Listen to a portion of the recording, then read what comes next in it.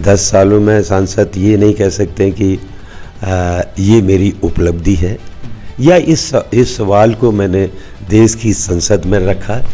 वो अपने निधि के संदर्भ में भी पूरी तरह से असफल हुए हैं। नौजवान के रोजगार पर जो हमला मोदी सरकार के द्वारा किया गया है अग्निपथ अग्निवीर योजना के नाम से, वो बदलाव का मुख्य कारण बनने जा रहा है। अभी तक इन 10 सालों में क्यों नहीं हम राष्ट्रीय हवाई मार्ग के हिस्से बन पाए हैं। मैं रोजगार के संदर्भ में अग्निपथ अग्निवीर योजना के खिलाफ कांग्रेस ने कहा भी है कि हम इसको विड्रॉ करेंगे। एक ये मेरे एजेंडे में ये रहेगा। आज हमारे साथ खास बातचीत के लिए मौजूद हैं अल्मोड़ा पिथौरागढ़ संसदीय क्षेत्र से कांग्रेस सांसद प्रत्याशी प्रदीप टम्टा। 2014 और 2019 में आपको शिकस्त का सामना करना पड़ा। इस बार एक बार फिर से हाईकमान ने आपके ऊपर भरोसा जताया है, तो क्या इस बार बदलाव होगा? आपको क्या लगता है? देखिए, 2019 और 2024 में बहुत फर्क है। इस समय पूरे देश के अंदर जो मोदी सरकार की लूट, भ्रष्टाचार और जो तमाम लोकतांत्रिक जो इंस्टीट्यूशन है, संवैधानिक तंत्र पर जो हमला है, उसकी वजह से पूरे देश में एक लोगों के अंदर गुस्सा है, नजरिया भी है। ये चुनाव भाजपा और कांग्रेस के बीच नहीं है, ये चुनाव मोदी बनाम भारतीय जनता का चुनाव है। इसलिए इस चुनाव में मैं समझता हूँ कि 24 में जो बदलाव का मूड है वो मूड यहाँ पर भी है, और यहाँ इसलिए भी ज़्यादा है कि जो सांसद है वो पूरी तरह से लोगों की नज़रों में, लोगों के कहीं परिदृश्य में उपस्थित नहीं है, न किसी काम में।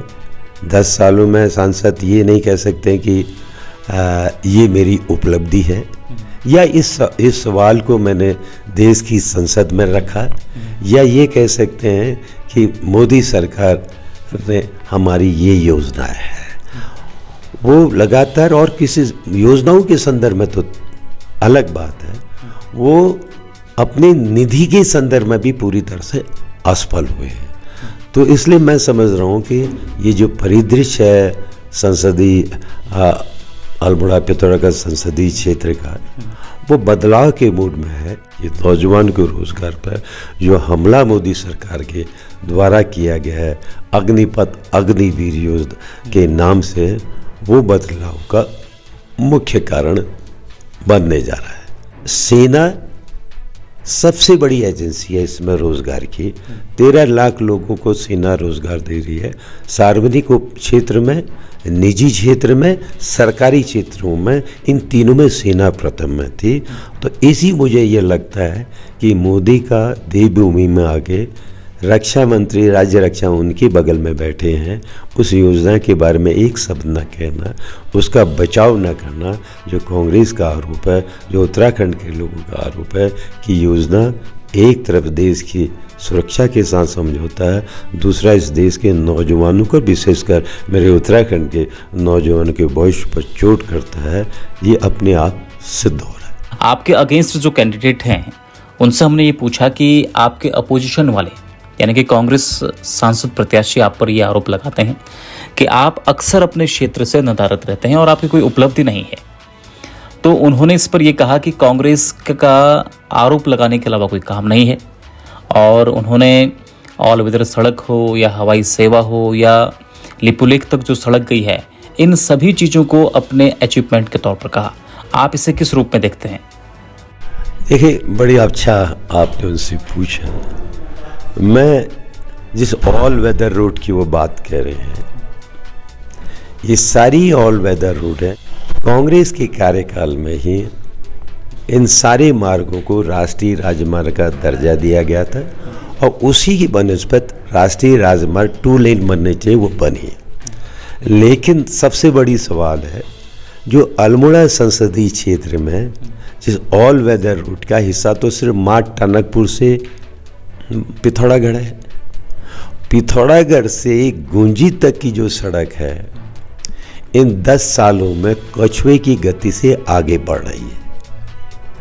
आज भी पिथौरागढ़ से जौलजीबी, जौलजी से लेपू लेक जो सड़क है वो नेशनल हाईवे नहीं है, वो स्टेट हाईवे है। सिर्फ डिफेंस के पर्पज़ से उसको डिफेंस का पैसा मिल रहा है। मैं खुद केंद्रीय सड़क राज्य मंत्री से मिला था। मैंने कहा पिथौरागढ़ से गुंजी तक की सड़क को भी आप राष्ट्रीय राजमार्ग का हिस्सा बना करके टनकपुर और पिथौरागढ़ की तर्ज में उसको विकसित करो।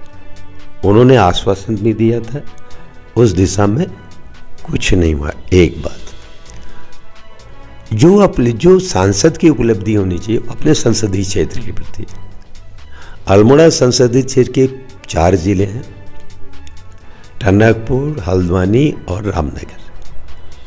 ये एंट्री पॉइंट है कुमाऊं के। रामनगर से बेतरौज खान होते हुए रानीखेत और वहाँ से आपकी चौखटा होते गैरसैंण कर्णप्रयाग। ये मार्ग आज भी अपनी बदहाली के रोड हैं। हम मांग कर रहे थे कि इनको ऑल वेदर नेशनल हाईवे की तर्ज में ऑल वेदर रोड की तरफ विकसित किया जाए। ये पर्यटन के साथ साथ अन्य क्षेत्रों विकास के लिए भी उपलब्ध होते हैं। हल्द्वानी से एक मुंशियारी, आज इस देश में इंटरनेट में दुनिया में सबसे सर्च उत्तराखंड की कोई जमीन तो वो मुंशियारी है। एक तरफ चंडीगढ़ से कुल्लू मनाली की जितनी डिस्टेंस थी वो आज 5-5.5 घंटे में वो रूट पूरी हो रही है। और उसी की तर्ज में इस रोड को भी विकसित किया जा सकता था, लेकिन आज अल्मोड़े का ही सफ़र जो पहले 2.5 घंटे का था वो 4 घंटे का हो। सवाल है कि जो अल्मोड़ा हल्द्वानी अल्मोड़ा बागेश्वर मुंशियारी राजमार्ग था, वो जो हल्द्वानी अल्मोड़ा होते हुए दनिया होते हुए घाट का मार्ग था, वो ये लाइफलाइन है इस राज्य के, जिसको आज मानस खंड भी कहा जा रहा है। क्या ये बताएं हमारे सांसद साहब, इन मार्गों की दशा को सुधारने के लिए अगर ऑल वेदर रोड में जब आप दावा कर रहे हैं कि हम बद्रीनाथ 4-4.5 घंटे में चले जाएंगे, आपकी जिम्मेदारी तो यहाँ के लिए थी। आपने इन मार्गों की ऑल वेदर रोड की तर्ज में विकसित करने के लिए क्या प्रयास किया? इन रोडों की दशा आज भी बदहाल है। सवाल है कि इस संदर्भ में आपकी भूमिका शून्य है, बदहाल है। एक चीज़ आप हवाई मार्ग की बात करते हैं, सिर्फ चुनाव जब लोकसभा के चुनाव होते हैं या जब तक विधानसभा के चुनाव होते हैं, दिल्ली से कोई विमान एक बार उतर जाता है। लेकिन अभी तक इन 10 सालों में क्यों नहीं हम राष्ट्रीय हवाई मार्ग के हिस्से बन पाए हैं? क्यों नहीं आप अपनी सरकार को उड़ान योजना के तरह इनका को शामिल कर पाए? सवाल है 10 सालों में आपकी उपलब्धि अपने संसदीय क्षेत्र के संदर्भ में। आज मोदी सरकार कहती है हम पिछड़े एरियाज को रेलवे नेटवर्क से भी जोड़ेंगे। टनकपुर से बागेश्वर, जिस तरह से ऋषिकेश से कर्णप्रयाग लोग का एक सपना था कि पहाड़ में रेल आएगी, कुमाऊं के लोगों का भी सपना था। और कुमाऊं का जो अधिकांश पर्वतीय क्षेत्र का 90% अल्मोड़ा संसदीय क्षेत्र में सांसद के कार्य क्षेत्र में आता है। मैं जब सांसद था, टनकपुर से बागेश्वर रेल मार्ग की स्वीकृति दिलाई गई थी। गौचर में दोनों रेल मार्ग की आधारशिला रखी गई थी। इस प्रोजेक्ट को हमने राष्ट्रीय इम्पोर्टेंस के उसमें भी डलवाया था। उसी के साथ हमने टनकपुर से जौलजीबी का सर्वे पूरी तरह से स्वीकृत हुआ था। वो सर्वे की रिपोर्ट रेलवे बोर्ड ने भारत सरकार को दे दी। रामनगर से चौखुटिया के रेल को भी हमने स्वीकृति दिलाई थी और स्थानीय आज के सांसद ने कहा था हम इसको गैरसैंण तले। इन 10 सालों में एक रेलवे नेटवर्क आगे बढ़ा, 24 नहीं तो 25 में रेल वहाँ दौड़ जाएगी। और टनकपुर बागेश्वर या टनकपुर जौलजीबी या रामनगर चौखुटिया रेल मार्ग अभी भी इतिहास की जैसी वस्तु बन रहे हैं, वो कहाँ गए? तो इस संदर्भ में आप अपनी उपलब्धि बताइए ना। मोदी सरकार की उपलब्धि, आपकी उपलब्धि तो इन मार्गों में है। आप गढ़वाल क्षेत्र के ऑल वेदर रेट की उपलब्धि क्यों ले रहे हैं? आपकी तो यहाँ की जिम्मेदारी थी। और शरीर का एक हिस्सा मजबूत हो जाए और दूसरा हिस्सा कमज़ोर हो जाए तो क्या शरीर मजबूत कहा जा सकता है? तो जो जिम्मेदारी है आपको अल्मोड़ा संसदीय क्षेत्र में रोड नेटवर्क, रेल नेटवर्क और हवाई नेटवर्क में जो आपकी जिम्मेदारी थी, जो मोदी सरकार की जिम्मेदारी थी, उस पर मोदी और स्थानीय सांसद पूरी तरह से विफल हुए। अगर आप सांसद बनते हैं इस बार, यहाँ से अगर चुने जाते हैं आप, तो क्या आप इस संसदीय क्षेत्र के लिए क्या आपने सोचा है, क्या आपके एजेंडे हैं और क्या कुछ सौगात आप इस संसदीय क्षेत्र को देना चाहेंगे? देखिए, मेरी 2-3 हिस्से में साफ है। मैं रोजगार के संदर्भ में अग्निपथ अग्निवीर योजना के खिलाफ कांग्रेस ने कहा भी है कि हम इसको विड्रॉ करेंगे। एक ये मेरे एजेंडे में ये रहेगा।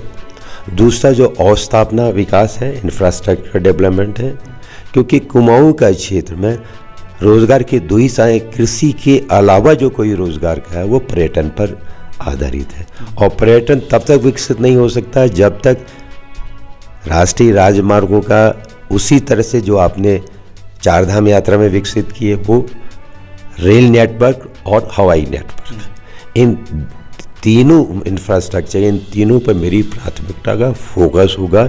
उसी तर्ज पर जिस तरह पर आज इस राज्य का गढ़वाल अंचल आगे बढ़ चुका है और हम 10 साल 15 साल पीछे हो चुके हैं, ये मेरी प्राथमिकता में रहेगा।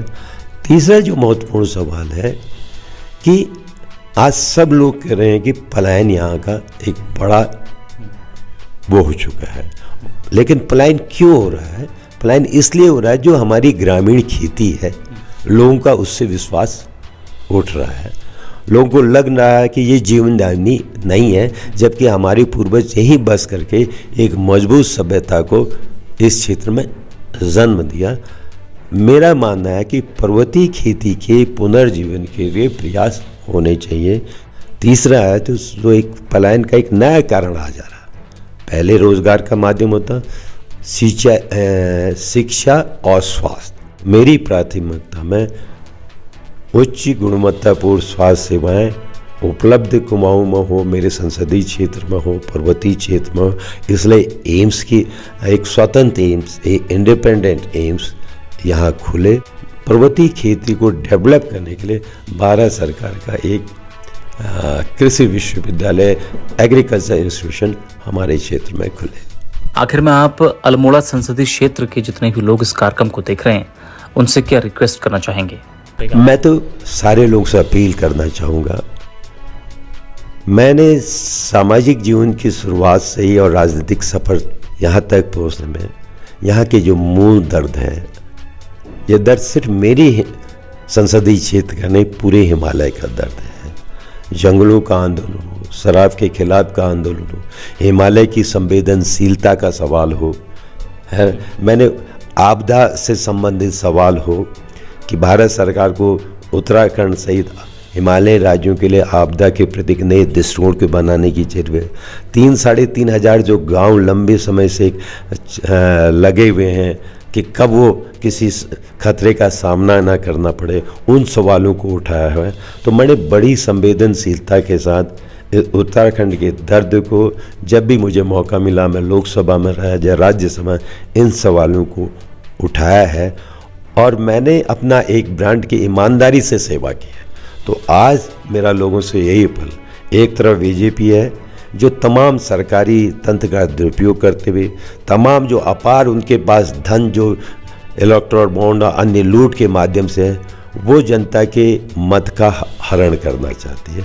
वो लोकतंत्र के माध्यम से सोचते हैं कि इस जनता का अपना कोई विवेक नहीं है, हम पैसे के माध्यम से, हम शराब या डंडे के माध्यम से लोगों के वोट को अपहरण कर सकते हैं, हरण कर सकते हैं। मेरा सिर्फ ये अपील है, आज लड़ाई एक तरफ धनतंत्र है, एक तरफ जनतंत्र है।